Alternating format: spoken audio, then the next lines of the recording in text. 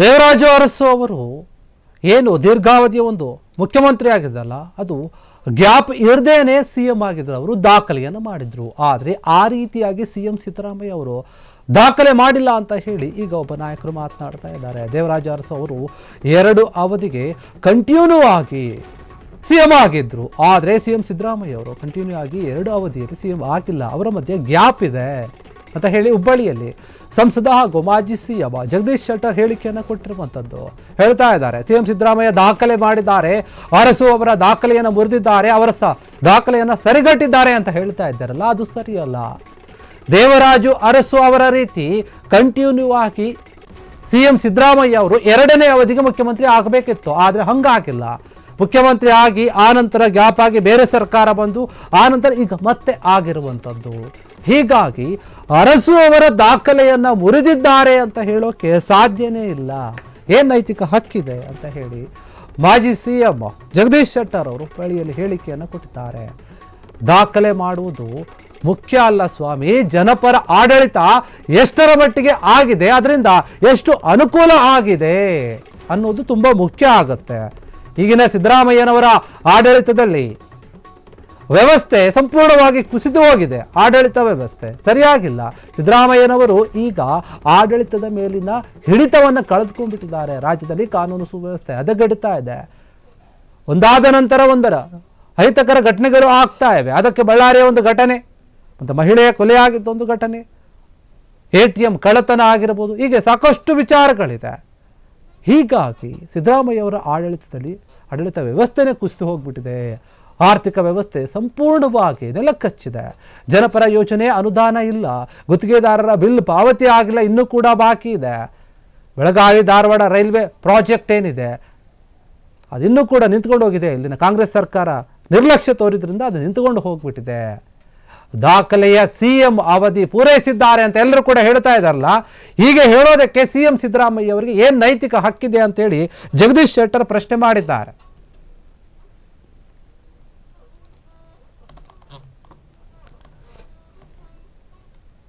Budget ಅನ್ನು ಮಂಡಿಸಿದಂತ ಶ್ರೇಯಸ್ ನನಗೆ ಸ್ವಲ್ಪ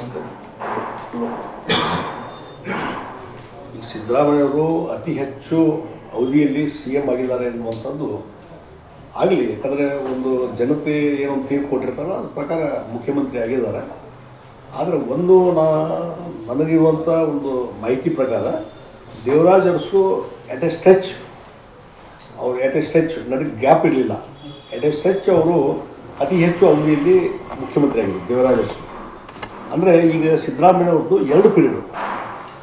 ಹಿಂದೆ 2013ರಲ್ಲಿ ಮುಖ್ಯಮಂತ್ರಿ ಆದರು, ಆ ಒಂದು 5 ವರ್ಷ. ಆಮೇಲೆ ಈಗ ಒಂದು 2.5 ವರ್ಷ ನನಗೆ ಗ್ಯಾಪ್ ಇದೆ. 5 ಇಯರ್ಸ್ ಗ್ಯಾಪ್ ಇದೆ. ಇದು ಎಟ್ ಎ ಸ್ಟ್ರೆಚ್ ಅಲ್ಲ, ಕಂಟಿನ್ಯೂಟಿ ಅಲ್ಲ. ದೇವರಾಜ್ ಅರಸುದು ಏನಿತ್ತು ಕಂಟಿನ್ಯೂಟಿ ಇತ್ತು. ಈಗ 5 ವರ್ಷ ಮುಖ್ಯಮಂತ್ರಿ ಆಗಿದ್ದರು, ಮತ್ತೆ ಆರಿಸಿ ಬಂದರು, ಮತ್ತೆ ಅದೆಲ್ಲ ಹಿಡ್ಕೊಂಡು ಕಂಟಿನ್ಯೂಟಿ ಇತ್ತು. ಇಲ್ಲಿ ಕಂಟಿನ್ಯೂಟಿ ಇಲ್ಲ. ಅದೊಂದು ಡಿಫ್ರೆನ್ಸ್. ಅದನ್ನು ಸರಿಗಟ್ಟಿದ್ದೀನಿ ಅನ್ನೋವಂಥದ್ದು ಆಗಲಿ. ನಮಗೇನು ಅದು ಒಳ್ಳೆಯದು. ಹೆಚ್ಚು ಅವಧಿಯಲ್ಲಿ ನಾನು ಮುಖ್ಯಮಂತ್ರಿ ಆಗಿದ್ದೇನೆ ಅಂತ ಅಭಿಮಾನ ಪಟ್ಟುಕೊಳ್ಳೋದು, ಮತ್ತು ಡೆಫಿನೆಟ್ಲಿ ಅಷ್ಟು ಅವಧಿ ಮಾಡಿದಾರ ಮೇಲೆ ಅಭಿಮಾನ ಪಟ್ಟುಕೊಳ್ಳೋದು ಸಹಜ. ಆದರೆ ಯಾವ ರೀತಿ ಅವರು ಅಡ್ಮಿನಿಸ್ಟ್ರೇಷನ್ ನಡೆಸಿದ್ರು ಅನ್ನುವಂಥದ್ದು ಇಂಪಾರ್ಟೆಂಟ್. ಅತಿ ಹೆಚ್ಚು ಅವಧಿಯಲ್ಲಿ ನಾನು ಮುಖ್ಯಮಂತ್ರಿ ಆಗಿದ್ದೇನೆ, ಅಧಿಕಾರ ನಡೆಸಿದ್ದೇನೆ ಅಂತ ಹೆಮ್ಮೆ ಪಡ್ಕೊಳ್ಬೋದು. ಆದರೆ ಈ ಅವಧಿಯಲ್ಲಿ ಅವ್ರು ಏನು ಸಾಧನೆ ಮಾಡಿದರು, ಜನರ ಪರವಾಗಿ ಏನು ತೀರ್ಪುಗಳನ್ನು ತೆಗೆದುಕೊಂಡ್ರು, ಇದು ಭಾಳ ಮುಖ್ಯವಾಗಿ. ಅದರಲ್ಲಿ ವೈಫಲ್ಯನ ನಾವು ನೋಡ್ತೀವಿ. ಸಿದ್ದರಾಮಯ್ಯನವರು ಆ ಅಡ್ಮಿನಿಸ್ಟ್ರೇಷನ್ ಕಂಪ್ಲೀಟ್ಲಿ ಕೊಲ್ಯಾಪ್ಸ್ ಆಗಿದೆ.